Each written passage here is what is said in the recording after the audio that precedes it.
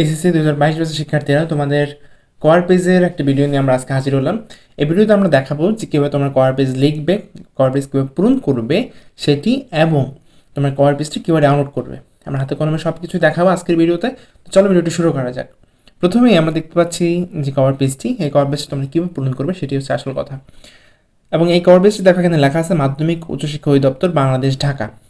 এটা উচ্চশিক্ষা অধিদপ্তর থেকে দেওয়া হয়েছে, কোনো বোর্ড থেকে কিন্তু দেওয়া হয়নি। উচ্চশিক্ষা অধিদপ্তর থেকে দেওয়া মানে পুরো বাংলাদেশের সকল বোর্ডের শিক্ষার্থীদের, তোমরা যেই বোর্ডের শিক্ষার্থী হও না কেন, এসএসসি 2022 সালের পরীক্ষার্থী হলেই এই অ্যাসাইনমেন্টের কভার পেজটি তোমাদেরকে ব্যবহার করা লাগবে। অনেকেই অ্যাসাইনমেন্টের কভার পেজটি ব্যবহার করে না, অনেকে অন্য অন্য অ্যাসাইনমেন্টের কভার পেজ ব্যবহার করছো, সেগুলো কিন্তু ব্যবহার করলে হবে না, কারণ তোমরা যেহেতু এসএসসি 2022 সালের পরীক্ষার্থী, তোমাদের দেখা যাবে যে যেহেতু অ্যাসাইনমেন্টের মাধ্যমে মূল্যায়ন হচ্ছে এখন, এবং তোমাদের একটা বিশাল বড় অ্যাসাইনমেন্টের শিডিউল রয়েছে, 24তম সপ্তাহ পর্যন্ত অ্যাসাইনমেন্ট হবে তোমাদের। সেক্ষেত্রে অ্যাসাইনমেন্টের উপর কিন্তু তোমাদের দেখা যাবে যে এসএসসি যে পরীক্ষা হবে সেই পরীক্ষায় নাম্বার যোগ করা হতে পারে। সেজন্যই এই অ্যাসাইনমেন্টগুলো কিন্তু তোমাদের বোর্ডে নেওয়া হতে পারে, এবং বোর্ডে নিলে তোমাকে আইডেন্টিফাই করার জন্য তোমার রেজিস্ট্রেশন নাম্বার সহ যে অ্যাসাইনমেন্টের কভার পেজটি রয়েছে এখানে, এই কভার পেজটি তোমাদের ব্যবহার করা লাগবে। তো এই কভার পেজটি তোমরা কীভাবে পাবে সেই সম্পর্কিত ভিডিও, সেই সম্পর্কিত পার্টটি আমরা ভিডিওর শেষের দিকে দেখাবো, কীভাবে তোমরা ডাউনলোড করতে পারবে। তার আগে দেখে নাও যে কীভাবে এটি পূরণ করবে। আবার বলে দিচ্ছি, এটি কিন্তু সকল বিভাগের শিক্ষার্থীদের, সকল বোর্ডের এবং এইচএসসি 22 সালের শিক্ষার্থী হলেই হবে। আচ্ছা, তো চলো প্রথমে আমরা দেখে নিই কী কী আছে কভার পেজে। মাধ্যমিক উচ্চশিক্ষা অধিদপ্তর বাংলাদেশ ঢাকা 2022 সালের এসএসসি পরীক্ষার্থীর অ্যাসাইনমেন্ট, এটা ফার্স্টে লেখা আছে, এখানে কোনো পরিবর্তন করা যাবে না। তারপর বলা আছে শিক্ষা বোর্ডের নাম, মাধ্যমিক উচ্চশিক্ষা বোর্ড, তুমি যেই বোর্ডের অধীনে পরীক্ষা দিবে, কুমিল্লা বোর্ডের হলে কুমিল্লা বোর্ড, ঢাকা বোর্ড হলে ঢাকা বোর্ড, ময়মনসিংহ হলে ময়মনসিংহ, যশোর হলে যশোর, যে বোর্ডে আসো সেই বোর্ডের নামটি এখানে লিখে দিবে। পরীক্ষার্থীর রেজিস্ট্রেশন নাম্বার ইংরেজিতে, এই রেজিস্ট্রেশন নাম্বারটি কী অনুসারে? এই রেজিস্ট্রেশন নাম্বার হবে অষ্টম বা নবম শ্রেণীতে রেজিস্ট্রেশন অনুযায়ী। তোমাদের যে এসএসসি পরীক্ষা দিয়েছো, এসএসসি পরীক্ষায় যে রেজিস্ট্রেশন নাম্বারটি রয়েছে সেই রেজিস্ট্রেশন নাম্বারটি তোমরা এইখানে বসিয়ে দিবে। অবশ্যই তোমরা এসএসসি পরীক্ষা দিয়েছো, এসএসসি পরীক্ষা ছাড়া তোমরা তো ইন্টারভিউ ওঠো নাই, তো এসএসসি পরীক্ষার যে রেজিস্ট্রেশন নাম্বার বা অষ্টম শ্রেণীর যে রেজিস্ট্রেশন নাম্বার, সবগুলো রেজিস্ট্রেশন নাম্বার একই হয়, সেই রেজিস্ট্রেশন নাম্বারটি তোমরা এখানে বসিয়ে দিবে। আচ্ছা, তারপর বলা হচ্ছে পরীক্ষার্থীর নাম ইংরেজিতে ক্যাপিটাল লেটারে। তোমার যে নামটি রয়েছে, এবং এই নামটি অবশ্যই তোমাদের এসএসসি যেই সনদ রয়েছে, এসএসসি সনদ অনুসারে তোমরা এই নামটি বসিয়ে দেবে ইংলিশে ক্যাপিটাল লেটারে, পুরোটাই ক্যাপিটাল লেটার হবে, পুরো নামটাই, স্পেস যেখানে আছে স্পেস দিবা। তো এই নামগুলো লেখার ক্ষেত্রে সতর্কতা অবলম্বন করবে, কোনো ভুল করা যাবে না। এবং তোমাদের কাছে যদি সনদটা না থাকে, সার্টিফিকেট না থাকে, তাহলে তোমাদের যে অ্যাডমিট কার্ড রয়েছে এসএসসি পরীক্ষার, বা তোমাদের যেই রেজিস্ট্রেশন কার্ড রয়েছে সেই কার্ড দেখেও ফিল আপ করতে পারো। তারপর হচ্ছে পরীক্ষার্থীর পিতার নাম ইংরেজিতে ক্যাপিটাল লেটারে, এটাও ইংরেজিতে ক্যাপিটাল লেটারে লিখতে হবে এসসি বা দাখিলের সনদ অনুসারে, কারণ এইটা কিন্তু শুধুমাত্র এসসি পরীক্ষার্থীর, এইচএসসি পরীক্ষার্থীর জন্য না, এটা কিন্তু যারা মাদ্রাসা থেকে পরীক্ষা দিবে এইচএসসি তাদের জন্যও, আলিম পরীক্ষা যারা দিবে তাদের জন্য এই কভার পেজটি। তারপর রয়েছে সে পরীক্ষার্থীর মাতার নাম, এটি ইংরেজিতে ক্যাপিটাল লেটারে, এবং এটিও এসএসসি যেই সনদ রয়েছে বা দাখিলের যে সনদ সেই সনদ অনুসারে। তারপর বিষয় কোড বা বিষয়ের নাম, এই বিষয় কোড বা বিষয়ের নাম বলতে বোঝানো হয়েছে যেই বিষয়ের অ্যাসাইনমেন্টে তুমি লিখছো, যে বিষয়ের কভার পেজটা তোমরা এখানে লিখছো, সেই বিষয়ের নামটি এখানে লিখতে হবে, এবং সেই বিষয়ের বিষয় কোডটি এখানে লিখতে হবে। যেহেতু অনেকগুলো বিষয় রয়েছে, অনেকগুলো অ্যাসাইনমেন্ট রয়েছে, প্রত্যেকটা অ্যাসাইনমেন্টের জন্য আলাদা আলাদা এরকম কভার পেজ ব্যবহার করতে হবে। এবং এই কভার পেজ তোমরা চাইলে এই কভার পেজটি তোমরা প্রিন্ট করে নিয়ে তারপর তোমরা এই কম্পিউটার দোকান থেকে ফটোকপি করে নিতে পারো, তাহলেই টাকা বেঁচে গেল। যাই হোক, তো বিষয় কোডের নাম লিখবে যে বিষয়ের জন্য লিখছো, এবং বিষয়ের নাম লিখতে হবে, এখানে কোনো ভুল করা যাবে না। তারপর অ্যাসাইনমেন্টের ক্রমিক নম্বর, এটি ইংরেজিতে লিখতে হবে, কত নং অ্যাসাইনমেন্ট লিখছো ওই বিষয়ের জন্য, 2 নং অ্যাসাইনমেন্ট, 3 নং অ্যাসাইনমেন্ট, 4 নং, যত নং অ্যাসাইনমেন্ট হোক সেটাই এখানে লিখতে হবে। অ্যাসাইনমেন্টের শিরোনাম, অ্যাসাইনমেন্টের শিরোনাম আমরা জানি যে ইংলিশ সাবজেক্ট বাদে বাকি যে অ্যাসাইনমেন্টগুলো আছে সবগুলো শিরোনামই বাংলাতেই হবে, সেটা বাংলাতেই লিখতে হবে। আর যেটা ইংলিশের অ্যাসাইনমেন্ট, ইংলিশ ফার্স্ট বা সেকেন্ড পেপারের বেলায়, সেটা কিন্তু ইংলিশে লিখতে হবে অ্যাসাইনমেন্টের টাইটেলটা। তারপর নিচের অংশ মূল্যায়নকারী শিক্ষক পূরণ করবেন, এই অংশে তোমরা কোনোরূপ হাত দিতে পারবে না, এই অংশে পুরোটাই শিক্ষক মূল্যায়ন করবেন, মূল্যায়ন করে নাম্বার দিবেন। এখানে কোনোরূপ হাত দিলে বা এখানে কোনোরূপ নাম্বার তোমরা লিখে দিলে এটি এই অ্যাসাইনমেন্ট কিন্তু বাতিল বলে গণ্য হবে। তো এখানে শিক্ষক তার নাম্বারটি দিবেন, মোট নাম্বার, এবং মূল্যায়নকারী যেই শিক্ষক, তোমাদের কলেজের যে শিক্ষক এটা মূল্যায়ন করেছেন সেই শিক্ষকের নামটি এখানে তিনি বসাবেন, এবং তার সাক্ষ্য তিনি এখানে দিবেন। এটা তোমাদের জানার বিষয় না, এটি তোমরা অ্যাসাইনমেন্ট জমা দেওয়ার অনেক পরে কিন্তু এই কাজটি হবে। তারপর নিচের অংশে চলে আসে, এখানে যদিও লেখা আছে নিচের অংশ সংশ্লিষ্ট শিক্ষা প্রতিষ্ঠান কর্তৃক পূরণ করতে হবে, কিন্তু এই অংশে বেশ কিছু ঘর কিন্তু শিক্ষার্থী নিজেকেই পূরণ করতে হবে। যদি পূরণ করে না নাও, দেখা যাবে যে শিক্ষা প্রতিষ্ঠানে গেলে এটা তোমাদের নিজেদের পূরণ করতে বলা হবে। বিষয় কোড ও বিষয়ের নাম, প্রথমেই তো বিষয় কোডের জায়গায় যে বিষয়ের অ্যাসাইনমেন্ট লিখছো, এখানে যে বিষয় কোডটি লিখছো সেই বিষয় কোডটি এখানে লিখতে হবে, সেই বিষয়ের নাম এখানে লিখতে হবে। অ্যাসাইনমেন্টের ক্রমিক নম্বর, উপরে যা লিখছো ঠিক সেভাবেই অ্যাসাইনমেন্টের শিরোনাম, উপরে যেভাবে শিরোনাম লিখছো সেই শিরোনামটি এখানে লিখতে হবে। তারপর হচ্ছে নিচের অংশ ইংরেজিতে পূরণীয়, এখানে পুরোটা ইংরেজিতে পূরণ করতে হবে। এখানে কিন্তু বেশ কিছু ঘরের মধ্যে দেখো ইন ও প্রতিষ্ঠানের নাম। ইন নাম্বার বলতে প্রত্যেকটা শিক্ষা প্রতিষ্ঠানে আলাদা আইডেন্টিফাইং নাম্বার রয়েছে, সেই নাম্বারটি এখানে দিতে হবে। সেই নাম্বারটি যদি তোমরা না জানো কলেজের কর্তৃপক্ষের সাথে যোগাযোগ করতে পারো।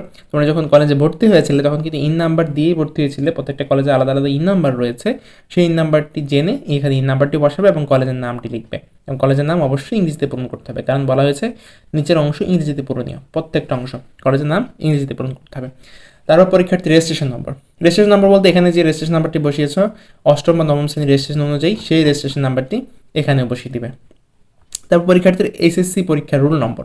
যেহেতু তোমরা এখনো অ্যাডমিট কার্ড পাওনি, তো এই রোল নম্বরের ঘরটি পুরোটা খালি রাখবে, এটা তোমাদের কলেজের কর্তৃপক্ষ পূরণ করে দিবে, অথবা যদি পূরণ না করে যখন অ্যাডমিট কার্ড চলে আসবে তোমাদের কলেজে তখনই তোমাদেরকে এগুলো হয়তো বা ফেরত দেওয়া হবে বা তোমাদেরকে ডেকে আনা হবে, তখন তোমরা রোল নম্বরটি সবাই বসিয়ে নিবে।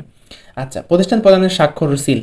পুরো খাতাটা সব কিছু লেখা ফিল আপ হয়ে গেলে প্রতিষ্ঠান প্রদান এখানে স্বাক্ষর দিবেন এবং একটা সিল দিয়ে দিবেন। তারপর শিক্ষা বোর্ডের জন্য, শিক্ষা বোর্ড বলতে তোমাদের যে অ্যাসাইনমেন্টগুলো রয়েছে এগুলো যদি তোমাদের এসএসসি পরীক্ষার নাম্বারের সাথে যুক্ত করা হয় তখন কিন্তু অ্যাসাইনমেন্টগুলো বোর্ডে নেওয়া হবে। এই বোর্ডে নেওয়ার জন্য আসলে কিন্তু এই কম বেশি দেওয়া হয়েছে, এবং বোর্ডে যদি যখন নেওয়া হবে তখন এই অ্যাসাইনমেন্টটি যদি পুনর্মূল্যায়ন হয়, যে অ্যাসাইনমেন্টের নাম্বার কোথাও পুনর্মূল্যায়ন করা হবে বোর্ডের শিক্ষক দ্বারা, তখন কিন্তু পুনর্মূল্যায়নকারী শিক্ষক আরেকটা নাম্বার দিবেন। তোমাদের স্কুলের কলেজের শিক্ষক যে নাম্বারটি দিয়েছেন সেই নাম্বার ছাড়াও তিনি অন্য একটা নাম্বার দিতে পারেন বা সে একই নাম্বারও দিতে পারেন, সেই নাম্বারটি তিনি বসাবেন বোর্ড থেকে। বসানোর পর শিক্ষক তার যে শিক্ষক এটি বসিয়েছেন সেই শিক্ষক তার নাম ও স্বাক্ষর বসিয়ে দেবেন। এক্ষেত্রে তোমাদের কোনো কিছু পূরণ করা লাগবে না, তোমরা এখানে কিছু পূরণ করবে না। তাহলে আশা করছি বুঝতে পেরেছো যে অ্যাসাইনমেন্টের কভার পেজটি কীভাবে ফিল আপ করবে। তো চলো এবারে পার্টে আমরা চলে এসে অ্যাসাইনমেন্টের কভার পেজটি তোমরা কীভাবে ডাউনলোড করতে পারো। দুইটাভাবে ডাউনলোড করতে পারো, একটা হচ্ছে আমরা আমাদের এই ভিডিও ডেসক্রিপশন বক্সে এবং ভিডিওর পিন কমেন্টে আমরা তোমাদের একটি লিঙ্ক দিয়ে দিব, তোমরা সেই লিঙ্কে সরাসরি চলে যেতে পারো, অথবা তোমরা যেটা করতে পারো তোমাদের মোবাইল থেকে, পিসি থেকে বা ল্যাপটপ থেকে যে কোনো একটা ব্রাউজার ওপেন করতে পারো। আমরা এই ক্ষেত্রে ক্রোম ব্রাউজারটি ওপেন করলাম এবং সেই ব্রাউজারে গিয়ে তোমরা লিখতে পারো শিক্ষা SHIKKH, তোমরা জানো আমাদের একটি ওয়েবসাইট রয়েছে শিক্ষা 360 blogspot.com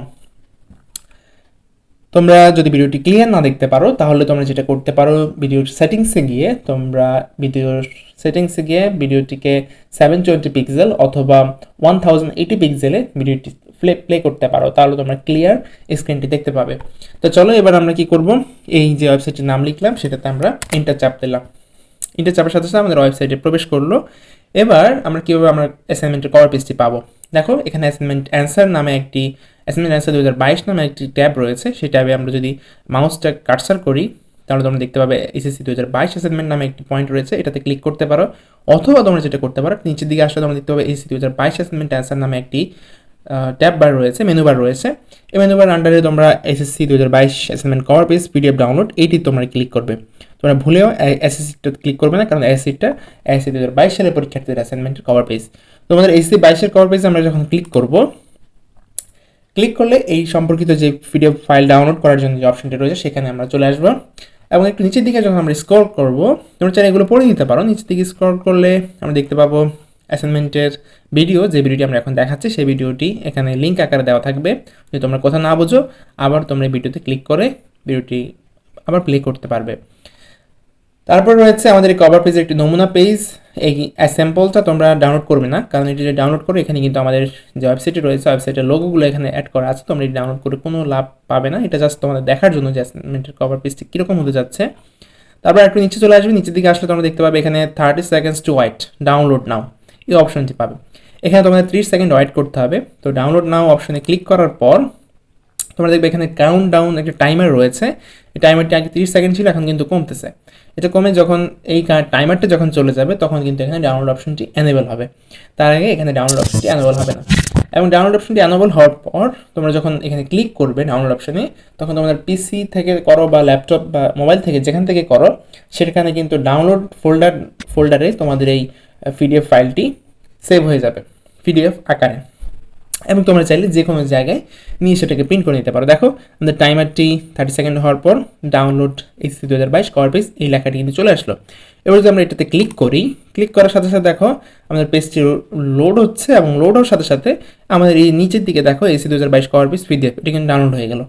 আমরা যদি এটাকে ওপেন করি, ডাবল ট্যাপ করে যদি ওপেন করি, তাহলে দেখতে পাচ্ছি এটা কিন্তু আমাদের কম্পিউটার থেকে এখন ওপেন হয়ে গেল।